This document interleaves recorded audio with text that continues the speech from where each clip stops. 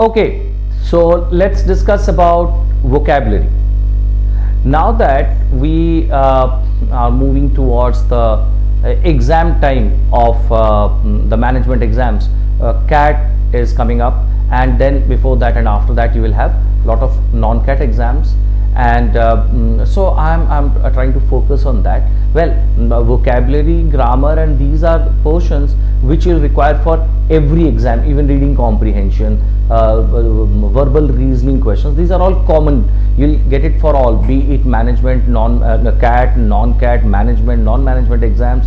Wherever verbal ability is there, you will require all this. So let us discuss.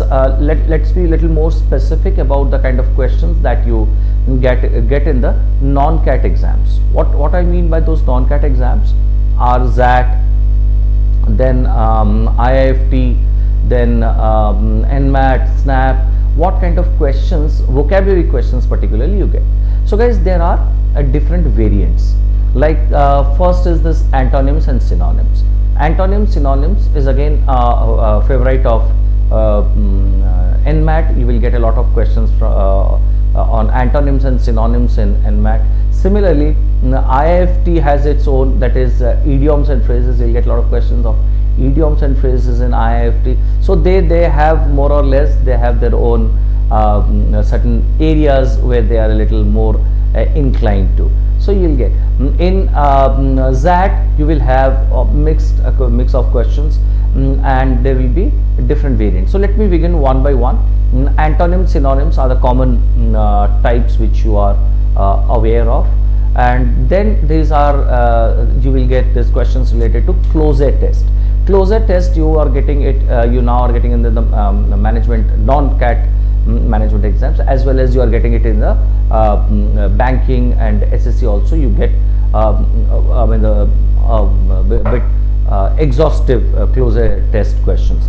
Closer test is a small paragraph having around 10 blank spaces, and these 10 blank spaces will be numbered 1 to 10, and each blank space you have to fill it up with a appropriate word, and for each blank space you will be given 4 words. The difficulty level in closer test is very average. You will not get much difficult words, I mean like out of the world kind of words, or the words which sounds like from some other planet, Martian and all that words. No, it's not like that. In closer test, it's very common words. The challenge in closer test is the words that you get are mostly synonyms. Say for example, you might have an option, have a particular question where for that particular blank space they give you 4 words like abate, subside, wane and ebb. Now all these 4 words means to slowly come to a halt or to slowly come down in intensity. That is the meaning of all the, and they are synonyms of each other. But again, if there is a particular question where you have to use a particular word for it, you cannot use say for when it comes to say signals, radio signals or those kind of things, you cannot say has subsided, right? No, or you cannot say the rain has waned, because waning means slowly fading away. So for signals and all those we use wane, and for storms, cyclonic storms, rain and all those kind, we use abate or subside. So knowing the specific word which is to fit into that space, that is the challenge in closer test. Say suppose another question, we get a word like say the blank space, we get 4 options, that is annihilate, say extirpate, then devour, and then obliterate. Extirpate, annihilate, devour and obliterate. Now 4 words having almost the same meaning, means to completely erase or destroy, having almost the same meaning. Now these words, they are almost having the same meaning, but again they have their own place of usage. So that is the challenge in closer test, that the meaning, the words that you have to fill up, the options that you are given, almost they are the same type. I mean the words are synonyms. So you will find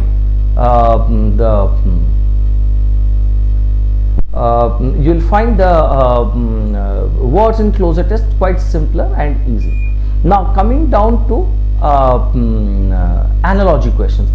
Analogy questions, the difficulty level of the words will be higher. Analogy questions is where there will be two words given and there will be four options given and you have to find out which one matches the choice, right? So the level of difficulty is a little higher in analogy questions, and in analogy questions what you have got to do is first establish the relationship between the two given words. Suppose the word has been given as palliative is to exacerbate. The relationship between them, are they antonymous, are they synonyms, masculine or feminine, mother and child, no, is it that's the mother and the young one, is it the cause and effect, kya hai, what is the relationship between these two words that you have got to establish.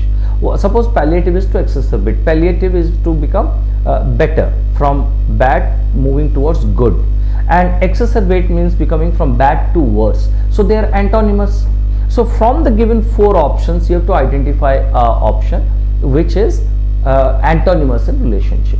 So for identifying that you need to know the meaning of four. Each option will have two words, so four options means 8 words, 4 into 2, 8 words. If you don't know the meaning of all the 8 words, you will not be able to answer the analogy questions confidently. So that is the challenge in analogy questions. The level of difficulty is a little higher, and this is how you attempt the analogy questions. Then you have this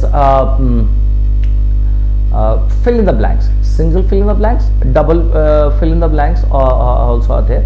Fill in the blanks, again the level of difficulty will be little higher, but the sentence filling up the sentence would require a little analytical skill. You have to analyze the sentence. If you see where this conjunction and but and all these have been used, you have to be careful about it.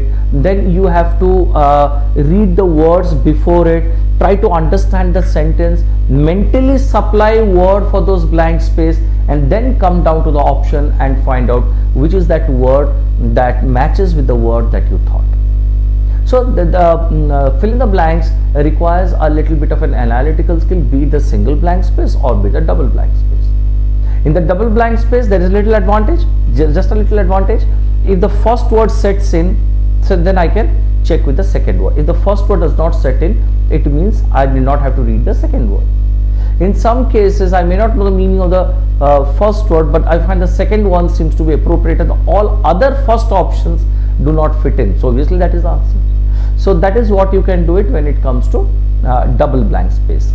Then there is some exams I have seen this word substitution, where they will give you one blank space and then they will give you 6 options and they will ask you which two options, will appropriately fill in the blank space. So that is also like they will give the combination like sentence word A B C D E F, then they will give A E or A C or D B or A C. So which one will be appropriate to replace each other? So that is there. That is a GRE pattern question. So they also give you this kind of a fill in the blanks question they give you. Apart from that, you will have questions on idioms and phrases. Guys, idioms and phrases has always puzzled students because they aren't words which individual you can go with the literary meaning of it. You cannot go with the literary meaning. Now if I say kick the bucket means to die, how on the earth do I know to kick the bucket is die, right? To beard the lion in his own den, and how do I know that it is to go to a powerful person, go to a powerful person and tell him that you disagree with him? Now imagine, how do I guess the meaning? There are certain words which I can guess, like say for example sitting on the fence. Sitting on the fence means I can make an intelligent guess that someone is probably indecisive. right? No, because he is in the middle. Sitting on the fence means obviously he is in the middle, this side or that side. So I can make a guess. There are certainly idioms which you can always make an guess, but mostly no. Most of the idioms are little quizzical. I mean, difficult to identify. And idioms will be related to food. It will be related to body parts. It will be related to animals. It will be related to like body fruits. So like this, no, there are lots of idioms which are say for example, my hands are full. My hands are full. And how they will give you to identify the wrong idiom, they will, in place of giving my hands are full, they will only give you my hand are full, and you have to identify which is the which idiom is the right. So you have to know exactly, it is my hands are full. So until unless you know every word at the drop of a hat, they will give you different, at the drop of hat, at the drop of the hat, at the drop of any hat. So like this they will give you a combination, but you have to know that it is at the drop of a hat. So all the elements has to be there when it is to be correct, the idiom is to be correct. So that is the challenge in idioms and phrases. And in phrases, say for example, the same word with a change in preposition. Ask, say suppose, ask after her, ask her around, ask or her over, ask her in. You know, the same thing, just the preposition changing. So ask after her means to go and inquire about somebody's health, to find out about somebody's health, that is ask after her. Ask her around means to go and inquire about that person in the vicinity where the person lives, or where she lives. Ask her over means to invite somebody over to your place, and ask her in means to invite somebody inside. So see, the preposition changes, the meaning changes.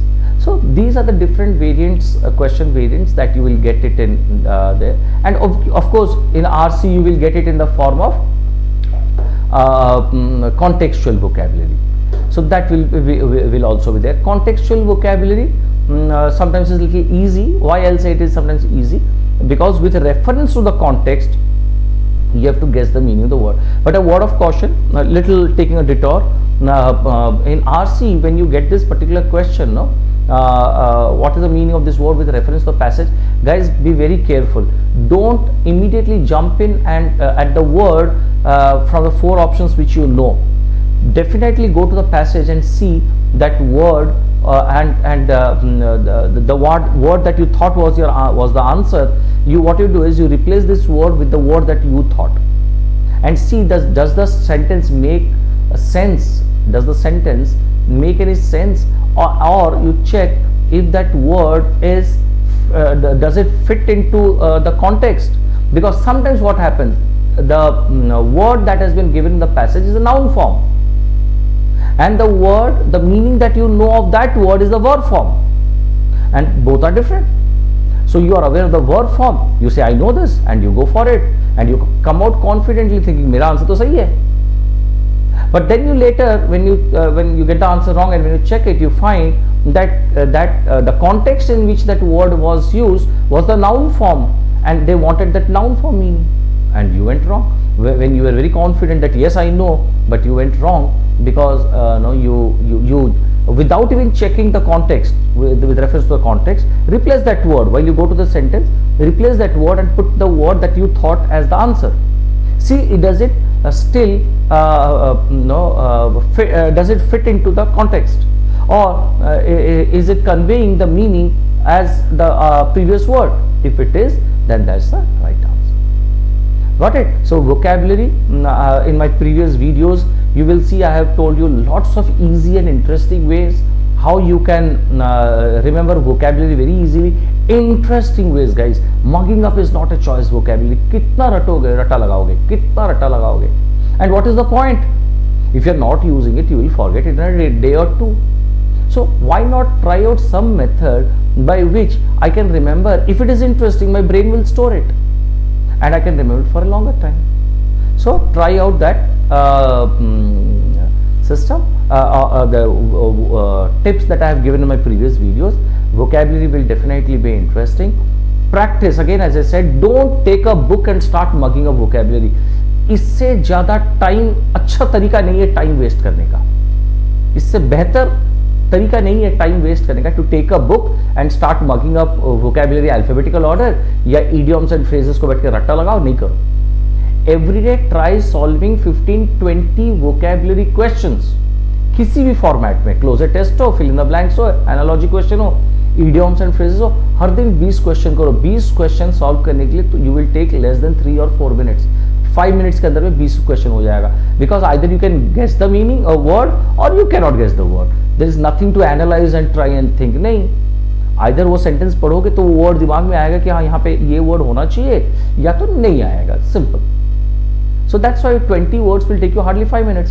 Every day if you are doing 20 words, imagine in 30 days you are practicing 600 words. And if you are practicing 600 words via questions, so those questions which came in the exam, because those are the words which came in the exam, so those are the most they have the highest possibility of coming in the exam. So अगर मैं करता गया वैसे questions को, तो 600 words तो 1-2 महीने में 1000-1500 वर्ड से ऊपर मैं कर लूंगा. I mean in next 2-3 months I'll finish more than 1500 words. Or if I'm able to do it, some of the words by that time would have been revised 4-5 times, और वो अपने आप याद रह जाएगा. Rather than taking a book and mugging up vocabulary in alphabetical order, यार पागलपन है. When will it finish? कब खत्म करोगे? And second is that idioms and phrases. Question solve करो, जितना हो सके वोकैबुलरी रिलेटेड क्वेश्चन सॉल्व करो, ताकि वो वर्ड्स वो यूज के साथ ही याद रह जाए. एंड बाकी for developing your vocabulary and all that, you can watch my previous videos where I have talked about different methods to root words and all the other methods I've said by which vocabulary can be easy and interesting. Fine guys, so these are the tips for the vocabulary. I hope you understood about what kind of questions and how to answer it.